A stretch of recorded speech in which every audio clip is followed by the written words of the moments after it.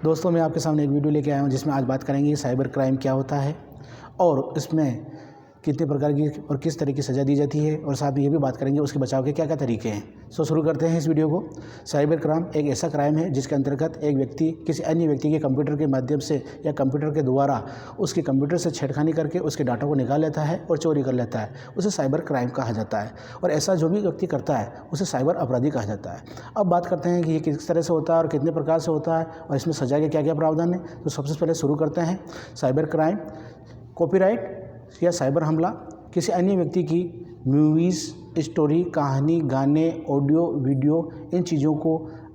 उसके बिना बताए उसे कंप्यूटर से डाटा के माध्यम से निकाल लेना साइबर क्राइम कहलाता है और इसे कॉपीराइट क्लेम भी कहा जाता है। इसके तहत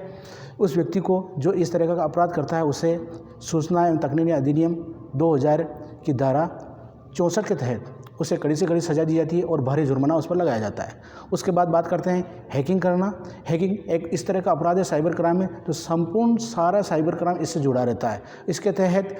सूचना एवं तकनीकी अधिनियम की धारा 66 के तहत इसमें इस बात का उल्लेख किया गया है कि कोई भी व्यक्ति किसी अन्य व्यक्ति के कंप्यूटर से उसे बिना बताए उसके साथ छेड़खानी करता है, उसके डॉक्यूमेंट्स, डाटा को निकाल लेता है, चोरी करता है या उसकी कॉपी कर लेता है और उसको सामने वाले व्यक्ति को पता ही नहीं चलता है, इस तरह का अपराध हैकिंग करना कहलाता है। और अगर इस तरह का कोई व्यक्ति अपराध करता है तो उसे कड़ी से कड़ी सज़ा का प्रावधान सूचना एवं तकनीकी अधिनियम 2000 की धारा 66 के अंदर इस बात का उल्लेख किया गया है कि ऐसे अपराधी को कड़ी से कड़ी सज़ा दी जाए और भारी जुर्माना उस पर लगाया जाए। उसके बाद हम बात करते हैं कि साइबर स्टॉकिंग। साइबर स्टॉकिंग एक इस तरह का अपराध है जिसमें किसी महिला या किसी औरत के साथ इस तरह का अवैध व्यवहार किया जाता है। मैसेज के माध्यम से उसके ईमेल आईडी पर इस तरह के मैसेज डाले जाते हैं कि वह उससे परेशान हो जाए, प्रताड़ित हो जाए और वह या उसके द्वारा किसी अन्य व्यक्ति को या अन्य औरत को परेशान किया जाता है तो वह साइबर स्टॉकिंग का तरह आता है और ये एक तरह का संज्ञेय अपराध माना जाता है और ऐसा करने वाले व्यक्ति को कठोर से कठोर दंड दिया जाता है और उस पर भारी जुर्माना लगाया जाता है। उसके बाद हम बात करते हैं कि आइडेंटिफाइड थीफ। आइडेंटिफाइड थीफ एक इस तरह का अपराध है जो कि आमतौर पर आजकल देखा जाता है, यानी कि हर किसी व्यक्ति को इस तरह के जाल में फंसते हुए देखा गया है कि किसी के OTP या किसी के डेबिट कार्ड, किसी का क्रेडिट कार्ड, किसी का आधार कार्ड के नंबरों की चोरी हो जाती है, निकाल लिए जाते हैं और हमें पता ही नहीं चलता है। इस तरह का जो भी अपराध होता है उसे आइडेंटिफाइड थेफ्ट यानी पहचान की चोरी कहा जाता है और ये सूचना एवं तकनीकी अधिनियम 2000 की धारा 66C में इस बात का उल्लेख किया गया है कि ऐसा व्यक्ति जो भी करता है, इस तरह का अपराध जो भी करता है उस अपराधी को कठोर से कठोर सजा दी जाए और उस पर भारी जुर्माना लगाया जाए। उसके बाद हम बात करते हैं चाइल्ड पोर्नोग्राफी। चाइल्ड पोर्नोग्राफी जो कि एक तरह का घोर और संज्ञेय अपराध है और ये साइबर क्राइम के जितने भी अपराध है उसमें सबसे घोर अपराध माना गया है क्योंकि इसमें बच्चों को इस तरह की जाल में फंसा लिया जाता है गेमिंग के माध्यम से या और किसी तरह से मैसेज के माध्यम से कि वो उसमें उलझ कर रह जाता है और उसे उन चीज़ों की लत पड़ जाती है और वह इस तरह की घटनाओं को अंजाम देता है या अपराध की प्रवृत्ति अपना लेता है और कभी कभी आत्महत्या भी कर लेता है। तो उसको इस तरह का जो भी उल्हाता देता है या उसको इस तरह के कामों में लिप्त कर देता है, उसको कठिन से कठिन और कठोर सज़ा देने का उल्लेख इसमें किया गया है और यह सूचना तकनीकी अधिनियम 2000 की धारा 66E में इस बात का उल्लेख किया गया है कि ऐसा जो भी अपराधी करता है उसे कठिन और कठोर सज़ा दी जाए। हो सकता है उसे आजीवन कारावास की सज़ा भी दी जा सकती है। उसके बाद हम बात करते हैं कि साइबर आतंकवाद। ये चीज़ एक इस तरह की है कि कोई व्यक्ति हमारे देश की एकता और अखंडता या शांति भंग करने का इंटरनेट नेटवर्किंग के माध्यम से कोशिश करता है तो उस पर साइबर आतंकवाद का केस दर्ज किया जाता है। इसके अंतर्गत उसे आजीवन कारावास और कठोर जितना भी कठोर दंड हो वो दिया जा सकता है। उसके अलावा उस पर आर्थिक जुर्माना भी लगाया जाता है और इससे सूचना तकनीकी अधिनियम 2000 की धारा 66 में इस बात का उल्लेख किया गया है। अब बात करते हैं DDoS हमले। ये एक इस तरह का अपराध है जिसके अंतर्गत सूचना तकनीकी अधिनियम की धारा 69 में इस बात का उल्लेख किया गया है कि कोई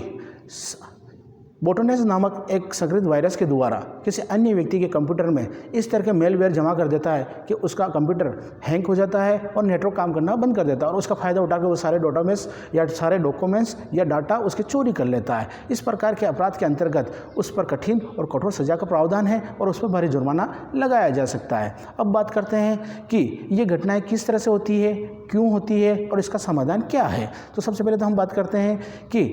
अक्सर देखा गया है कि जब भी हम कहीं पर भी, जैसे कि हमारा डेबिट कार्ड हो, क्रेडिट कार्ड हो, हमारी मेल आईडी हो या फेसबुक आईडी हो, उसके पासवर्ड वगैरह हम हर कहीं लिख देते हैं और उसको कोई दूसरा टेली कर लेता है और उसको लिख लेता है और वो इस तरह की हरकतें कर देता है। दूसरा, हम लापरवाही बरतते हैं, जैसे कि हम बैंक से या एटीएम से पैसा निकालना चाहते हैं और हमें एटीएम या पैसा निकालना नहीं आता है और हम दूसरों का सहारा लेते हैं और वो एटीएम पिन वगैरह नंबर देख लेते हैं और उसके माध्यम से वो हमारा अकाउंट के साथ छेड़खानी करते हैं। ये इस तरह से घटनाएं हम नहीं चाहते हुए भी वो घटनाएं वो लोग जिसको हम पहचान नहीं पाते हैं और वो अंजाम दे देता है और हमें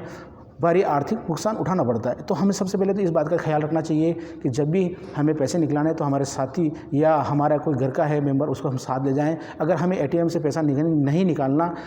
या हम नहीं जानते हैं तो वो उस तरह की हमारी मदद करे और वो निकाल लें,